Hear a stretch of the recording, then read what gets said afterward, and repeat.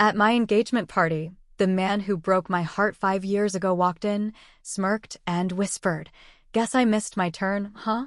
My hands trembled as my fiancé wrapped an arm around my waist. The music played, the guests laughed, but all I could hear was my ex's voice as he leaned closer and said, "Tell me, do you love him the way you loved me?" I grew up in Round Rock, Texas. If you've ever been there, you know it's the kind of place where people wave at each other in traffic and nobody's business stays private for long. My dad owns a small auto shop on the east side. My mom passed when I was 20. Cancer. Quick and cruel. After that, it was just me and Dad. He doesn't talk much, but he always made sure I had what I needed. I was 23 when I met Logan. He was new in town and way too confident for someone just arriving. I was waiting tables at this barbecue joint, and he came in with a few guys from some construction company. He left a big tip, smiled like he'd just won something, and asked for my number in front of everyone. I should have known right then, but I gave it to him. We dated for 2 years. 2 years of him calling me baby girl and telling me how we were going to move to Denver and start our life somewhere better. 2 years of him buying me sunflowers and whispering that I was the only woman he'd ever loved. I gave him everything. Not just my body. I gave him my plans, my faith, my damn heart.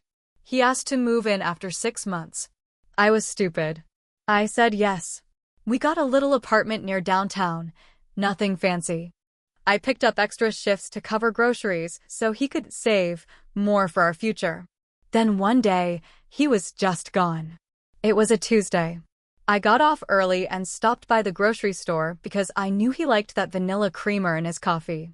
I remember everything about that day, the weather, what I was wearing, even the song playing in my car.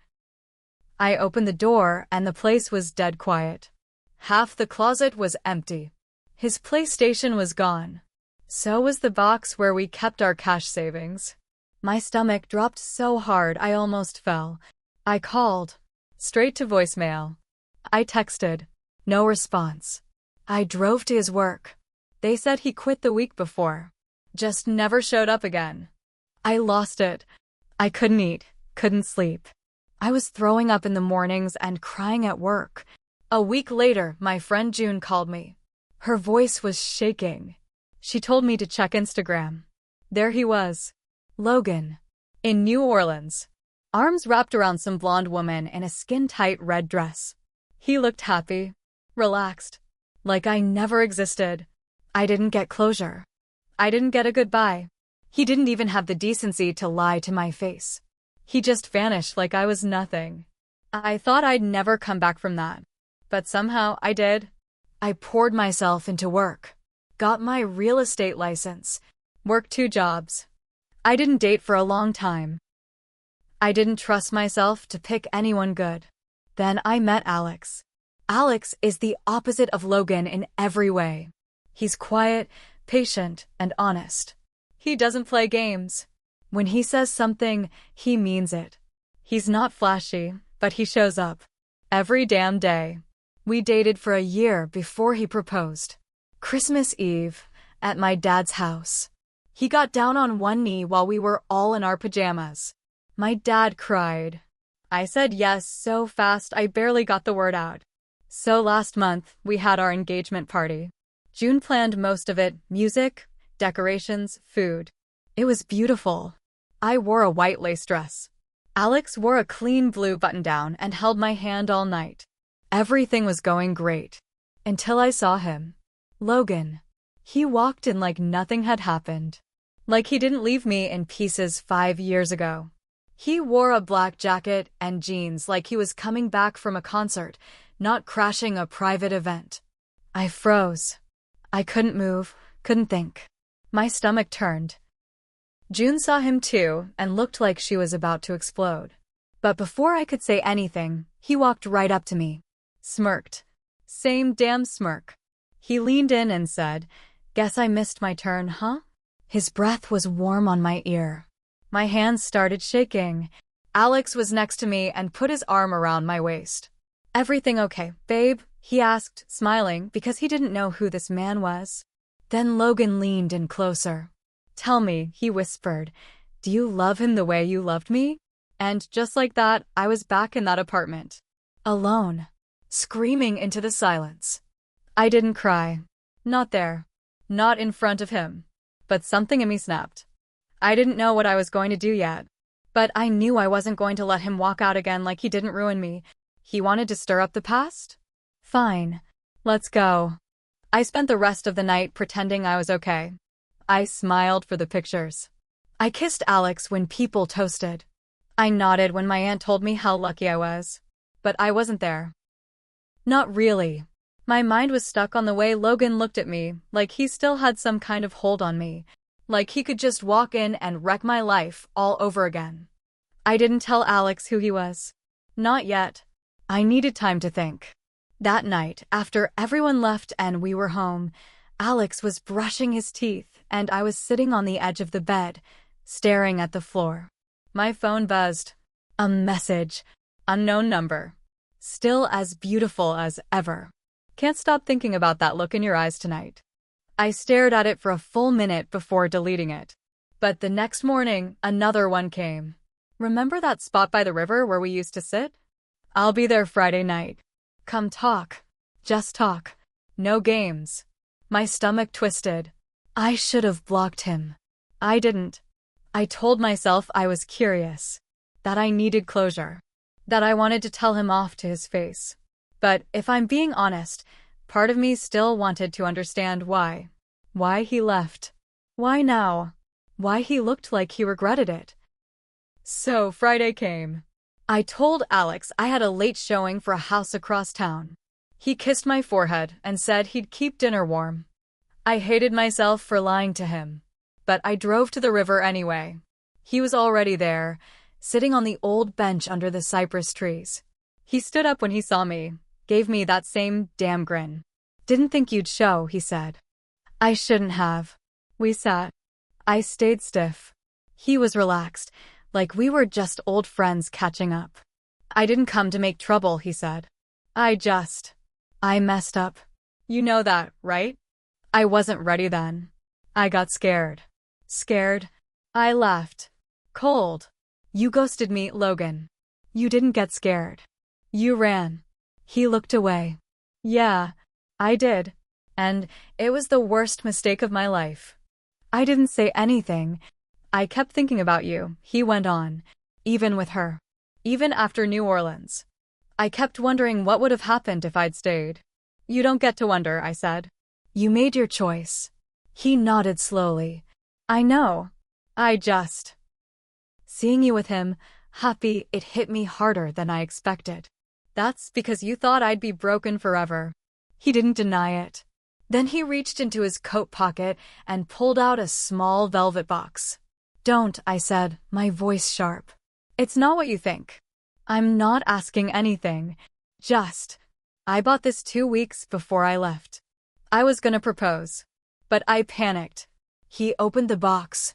A ring. Simple. Gold band. No diamond. I thought I was too young. Thought I'd mess it all up. You did mess it all up, I said. And now I'm engaged to someone better. So, why are you really here? His jaw clenched. Then he looked me in the eye and said, because I want you back. My heart slammed in my chest. I'm not asking you to leave him today, he said. But if there's any part of you that still thinks about me, I'll be in town for the next 2 weeks. After that, I'll be gone for good. You'll never hear from me again. I didn't answer. I got up, walked to my car, drove home in silence. Alex was on the couch when I walked in. He looked up and smiled. How was the showing? I nodded. It went long. I kissed him. I forced myself to mean it. But that night, I couldn't sleep. My phone lit up again. I'll be at the bar on 5th tomorrow. If you don't show, I'll know you've moved on. I stared at it until the screen dimmed. What I didn't know then, Logan wasn't here just to win me back. He had a plan. And soon, everything I built was going to be tested. I didn't go to the bar the next night. I stayed home, cooked dinner with Alex, watched a movie I didn't remember a minute of, and forced myself to smile like nothing was wrong. But my mind wouldn't stop spinning. The thing was, Logan's message wasn't just bait. It was a warning. I just didn't realize it yet. The next morning, I showed up to a meeting with a new client, this couple from San Marcos, looking to buy a small ranch home near Round Rock. We'd been emailing back and forth for 2 weeks, and everything seemed solid. I was excited. This was a big sale for me. But when I walked into the coffee shop to meet them, they weren't there.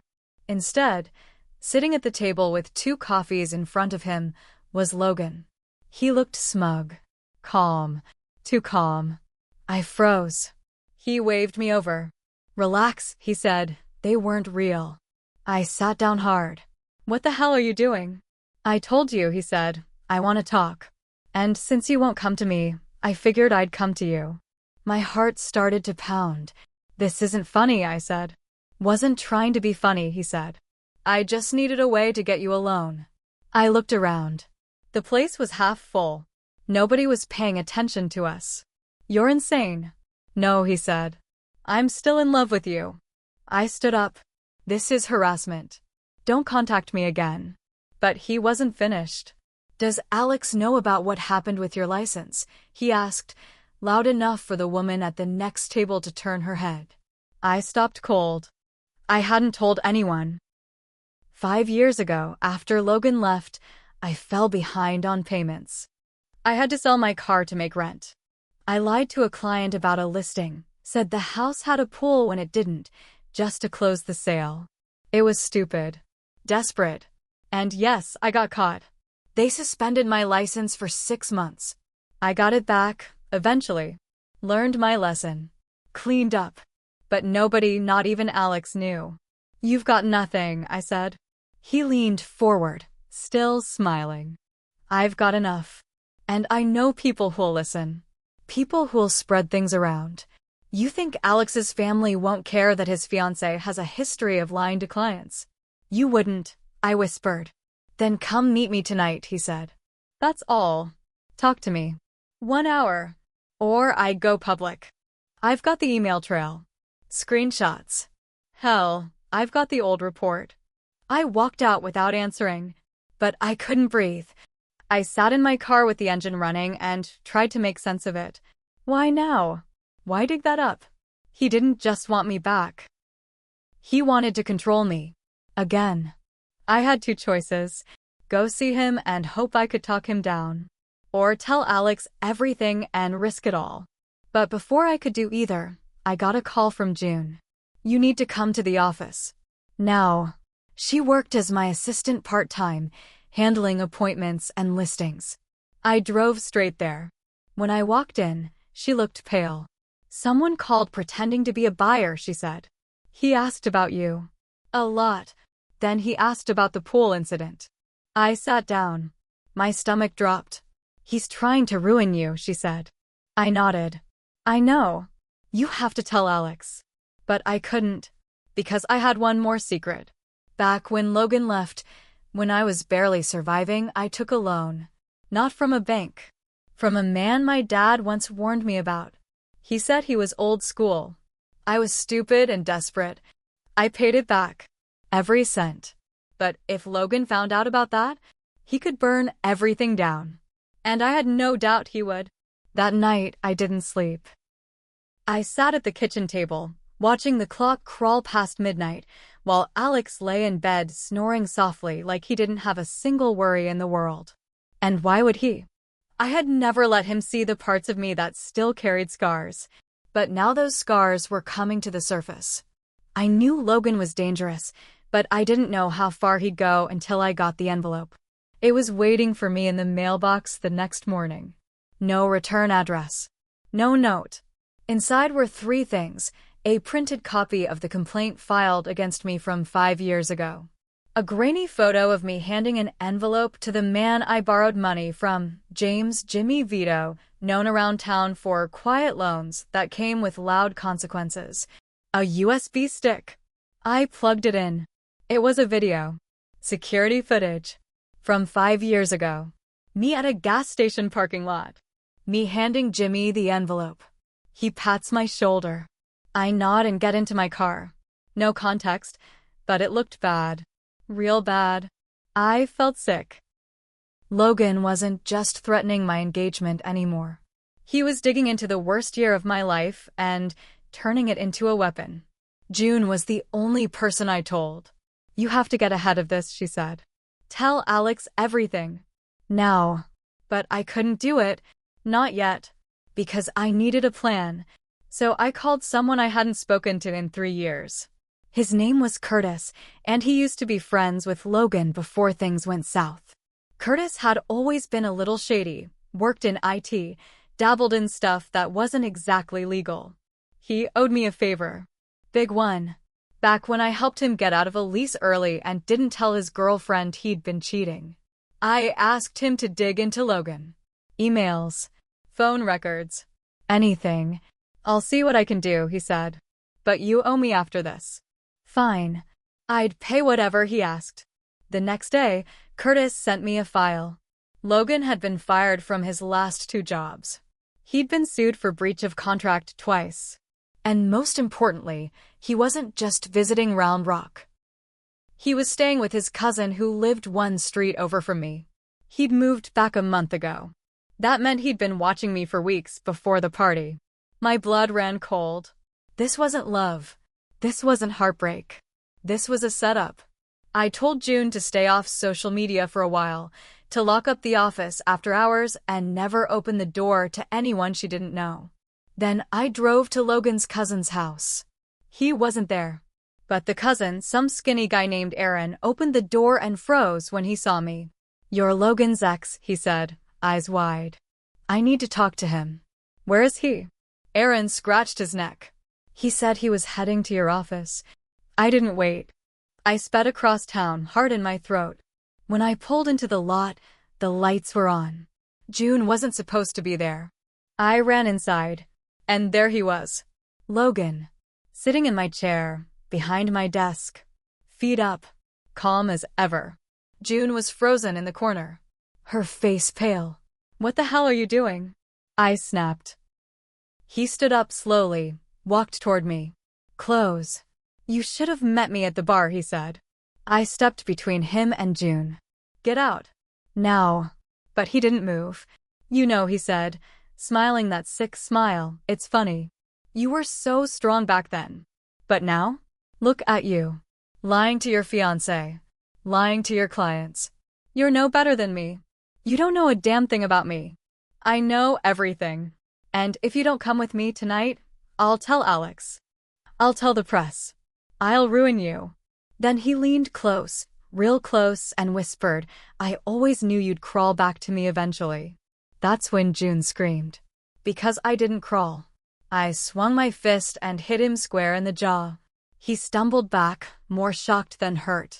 I'm not the same girl you left, I said. Try me again. I dare you. He looked at me like he was seeing me for the first time. Then he left. But I knew it wasn't over. Not even close. After Logan walked out that night, June locked the door and hugged me so tight I could barely breathe. My hand throbbed from punching him, but I didn't care. I just stood there, shaking with something I hadn't felt in years, pure rage. I had tried to stay quiet, tried to move on, tried to play nice. But Logan didn't want peace. He wanted control. He wanted revenge for a life he wrecked. So I decided to give him exactly what he deserved. First, I told Alex everything. It nearly killed me. I sat him down that night and laid it all out. The license suspension. The shady loan. The fact that Logan was back and threatening to blow up our lives. I told him about the texts. The meeting at the river. The fake clients. Everything. He didn't say a word for a long time. Just sat there, staring at the floor. Then he asked, Do you still love him? It broke something in me. No, I said, tears running down my face. I don't. But I should have told you sooner. I should have trusted you. He didn't sleep in our bed that night. I didn't blame him. The next morning, I went to Curtis. I needed more than dirt. I needed something real. Something that would crush Logan for good. And Curtis delivered. Apparently, Logan had taken out a loan of his own. From the same guy I had, Jimmy Vito. Only Logan hadn't paid his back. And Jimmy? He had records, dates, contracts, and a recording Logan begging for more time, promising he'd come into money soon. I asked Curtis one question. Can you leak this without it tracing back to me? He nodded. Easily. So we did it. Sent the audio and documents to Logan's last employer, to a few folks in local real estate groups, and, just for good measure, to one of Alex's cousins who ran a small-town gossip blog. It didn't take long before it spread. By the end of the week, Logan's name was being whispered all over Round Rock. Fraud, debt, lies. His cousin kicked him out. His phone number stopped working. And Jimmy? Well, let's just say the man doesn't appreciate being embarrassed. Then came the fire. A small one, started in the trash bin outside my office one night. Fire department said it looked intentional. They never proved it was him. But I knew. I had cameras installed the next day. I started carrying pepper spray. June started bringing her brother to walk her to her car. Logan wasn't just dangerous, he was unraveling. And I had one more card to play. I knew where he was staying now, some rundown motel on the outskirts of town. I went there myself. He looked like hell. Greasy hair. Bruises under his eyes. I didn't ask who gave them to him. You did this, he said, voice raw. No, I told him. You did this. I just made sure people finally saw it. He stood up fast, and for a second I thought he might hit me. But I didn't flinch. You ruined me, he said. No, I whispered, leaning close, you ruined me, 5 years ago. This? This is just the receipt. He didn't say anything after that. Just sat back down, staring at the wall. I walked out and never looked back. Back home, Alex was waiting. He said he needed time. Said he still loved me, but trust had to be rebuilt. I understood. I gave him space. And, for the first time in years, I felt free. Not just from Logan, but from the part of me that had been stuck in that heartbreak. I wasn't the same girl anymore. I was stronger. I was smarter. And when someone tries to destroy everything you've built, sometimes the only way out is to fight. So I did. And I won.